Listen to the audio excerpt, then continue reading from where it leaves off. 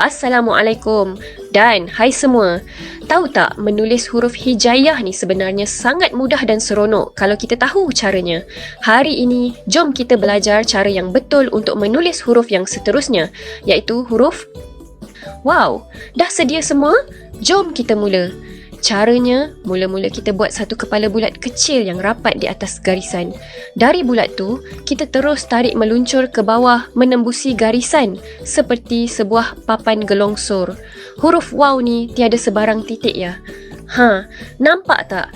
Dah siap satu huruf wow yang ada kepala bulat dan badan meluncur. Jom kita cuba sekali lagi untuk bagi lagi mantap. Ingat ya kawan-kawan, kita pusing buat bulat kecil dulu di atas garisan dan terus lajakkan meluncur ke bawah garisan buku korang.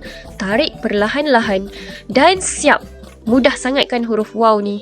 Jadi, jangan lupa ambil kertas dan pensel untuk praktis banyak-banyak di rumah tau. Kalau korang rasa video ni bermanfaat, jangan lupa tekan butang like, share dan subscribe channel Pai TV. Jumpa lagi. Assalamualaikum. Hai semua, sokong channel kami dengan tekan butang like, share dan subscribe. Jumpa lagi. Assalamualaikum.